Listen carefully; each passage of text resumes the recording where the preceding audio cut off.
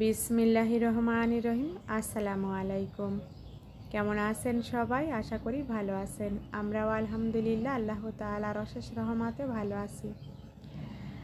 আজ হচ্ছে শুক্রবার, সবাইকে জুম্মা মুবারক জানিয়ে আমি আবারও আমার নতুন আরও একটা ব্লগ স্টার্ট করলাম। শুক্রবারের বাজার থেকে শুরু করেছি, আবারও নতুন ভিডিও আপনাদের মাঝে নিয়ে এসেছি শুক্রবারের বাজার থেকে। আজ কী বাজার নিয়ে এসেছে সেগুলো একটু শেয়ার করতেছি, আর দুপুরে কী রান্না করব সেগুলাই শেয়ার করব। আশা করি ভিডিওটা ভালো লাগবে। আর এখন মাশাল্লাহ সবজির দাম অনেক কমে গিয়েছে, তাই আজ অনেক সবজি নিয়ে এসেছে। মাশাল্লাহ খুবই সুন্দর সুন্দর ফ্রেশ তাজা শাকসবজি নিয়ে এসেছে। এখানে হচ্ছে পুঁই শাক গাছের ফল নিয়ে এসেছে, তারপরে হচ্ছে লাল শাক, টমেটো, বেগুন, গাজর, শালগম, বাঁধাকপি, লাউ। আর এগুলাকে গুছিয়ে নিব। আর ফ্রিজে গরুর মাংস ছিল, সেটা আমি বের করে তারপরে হচ্ছে ম্যারিনেট করে নিয়েছিলাম।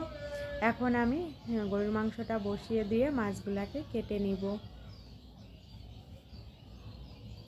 আর সকালবেলা নাস্তার জন্য খিচুড়ি করেছিলাম, সবজি খিচুড়ি। সবাই খেয়ে নিয়েছি, আর এখানে একটু রয়ে গিয়েছে। তানভীরের বাবা হচ্ছে খায়নি, না খেয়েও বাহিরে গিয়েছে। এখন মাংসটা বসিয়ে দিয়েছি, আর এরপরে হচ্ছে মাংসটা রান্না করে নামিয়ে নিয়েছি। তারপরে হচ্ছে অনেক কাজ করে নিয়েছি, সেগুলো আর শেয়ার করা হয়নি।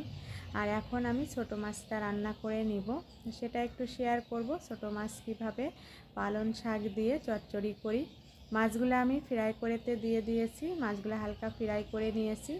আর এখন হচ্ছে আমি মশলা দিয়েছি, এখানে আদা, রসুন, জিরা, ধনিয়া পেস্ট আর পেঁয়াজের পেস্ট, স্বাদ মতো লবণ, হলুদের পাউডার, মরিচের পাউডার। এখন একটু পানি দিয়ে মশলাটাকে মাছের সঙ্গে কষিয়ে নিব। আর যেহেতু ছোট মাছ, অনেক সময় আমি মাখিয়েও রান্না করি, আবার কখনো এভাবেও রান্না করি।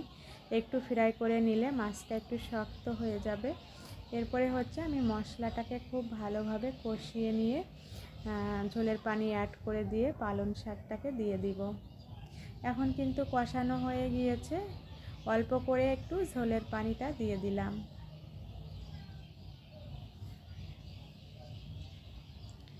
এখন নেড়ে চেড়ে তারপরে হচ্ছে আমি পালং শাকটাকে দিয়ে দিব।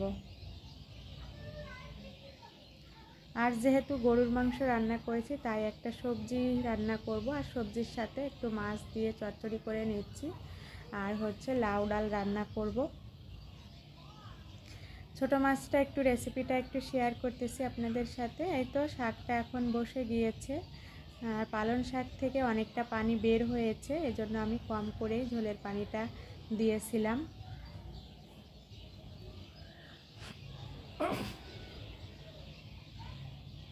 এখন নেড়ে চেড়ে আবারও ঢাকনা দিয়ে ঢেকে রান্নাটা করে নিব।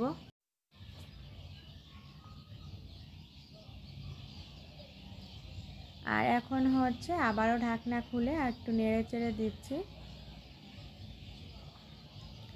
আর ঝোলটা একদমই যখন শুকিয়ে যাবে, তখনই আমি চুলাটাকে অফ করে নামিয়ে নিব। এভাবে করে একটু ঝাঁকিয়ে দিচ্ছি, ঝোলটা কিন্তু অনেকটাই শুকিয়ে গিয়েছে।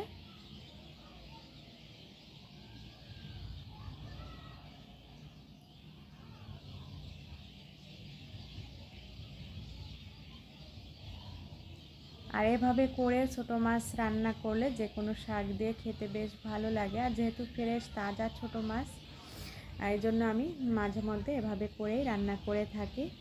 আর এখন চুলাটাকে অফ করে দিয়েছি। মাশাল্লাহ দেখতে যেমন সুন্দর হয়েছে, গরম ভাতের সঙ্গে খেতে আলহামদুলিল্লাহ অনেক টেস্টি হয়েছিল। আজ এ পর্যন্তই। আল্লাহ হাফেজ।